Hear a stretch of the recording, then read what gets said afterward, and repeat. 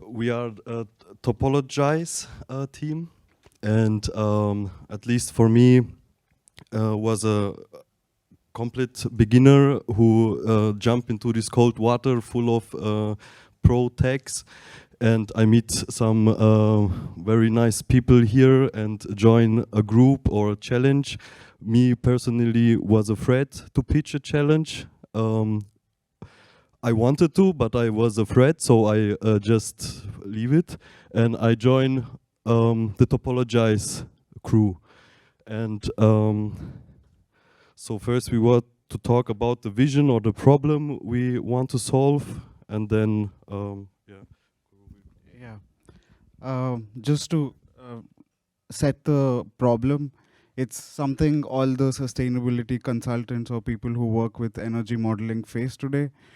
We have complex models coming from different architectural model sources, and you always have to kind of recreate the model or work on it significantly before you can perform an energy simulation. So what we wanted to do was try to make this process simple by leveraging speckle and graph theory with topologic. So the idea was to create this with open source tools, and so that anyone has access to it, and kind of connect that with the wider pollination ecosystem. So you could use models to do your simulation in any platform that you're comfortable with. But we so this is not a challenge that we were able to achieve, so we are just sharing our learnings this time. Yeah, so this is the workflow. So we get models from any source, from the design teams. We push that into speckle, and from speckle we take it to topologic. We do some cleaning and curation of the data, and then we convert that into an analytical model. Basically, what we managed to do is we had a we had a simple it's one of the BIM templates that we used. We could take this and export it into or import it into Speckle. That was quite simple. You just click a button. Then you import it into Rhino or any other tool, but we use Rhino for our tool. Is it working? Yep, yep. And then you filter what you don't need for the analytical model. And then we got this graph visualization of it. We wanted it to be more automatic than it was, but eventually we ended up doing some manual labor, but in the end it was enough to get this graph visualization, which can then be imported into Honeybee or any. I mean, when you have a Honeybee model, you can make any kind of export to IES, IDIS, or any energy analytical model in the pollination cloud or whatever you're using. So that was quite successful, but we wanted the whole manual labor from cleaning the data is still one of our main challenges, and that so we have some So the approach was to he just went through it. We basically filter out the unnecessary elements first, identify the necessary elements, and simplify complex elements into simpler ones. Like sometimes when you export data from like different sources, it looks really complex, and you don't really need a door to be represented as like a cell or like a room. So we need to make that into one plane. So when there are gaps between like different nodes, you can kind of write a logic and say, if the gap is really small, merge those elements and make it one. So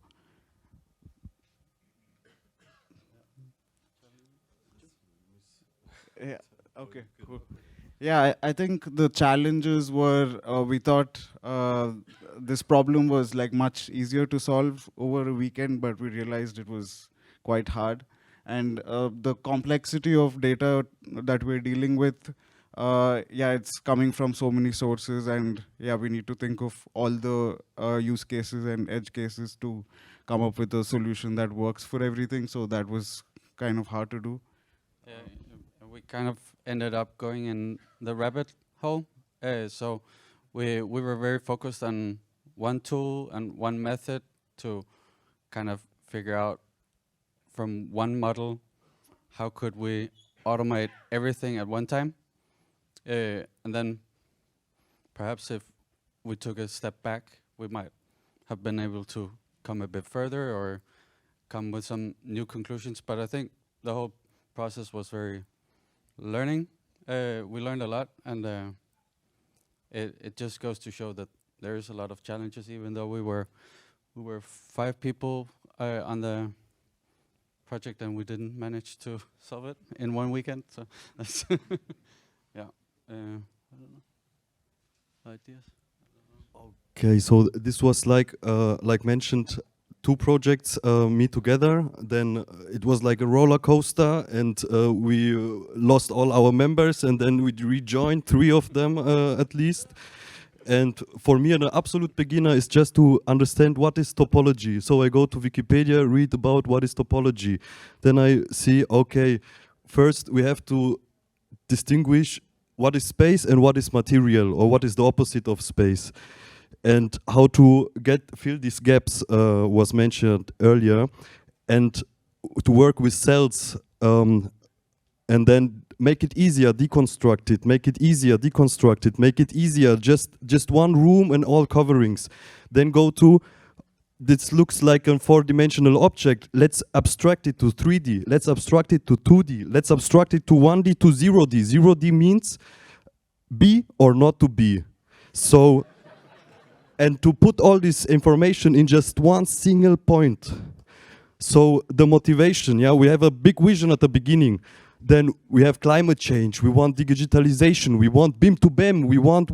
Then we have pain, then we suffer, then we put all frustration, then some leave, some come back, we sweat, we have tears, we don't sleep to get a minimal product. So what seems here, now we are here conjured, like I'm amazed to be here with so many nice people and very intelligent and amazing tools what are coming up, and genius minds and helping hands and nice people and spirit to push boundaries.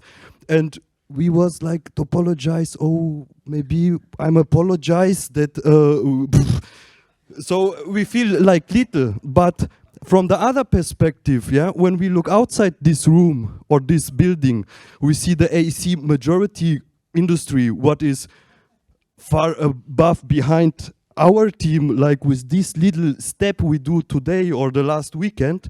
So we have now learned so much, and we want to show you, here is our problem, this is how far we get, please help us. So we have to be visible to get help and to can help after this. So let's go out and make there the big steps, because the industry is so far more behind, like we as beginner jumping just in this tech water.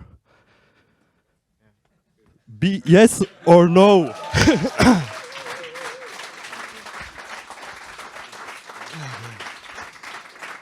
So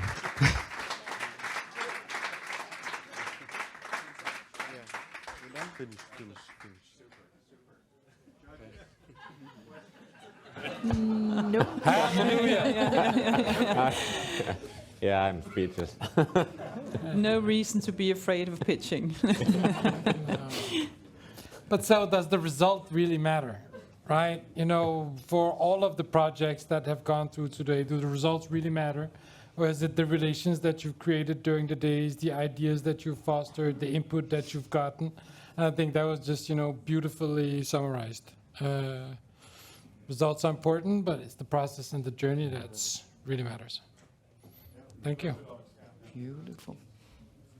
So if no questions? Guys, thank you very much for making it entertaining for us.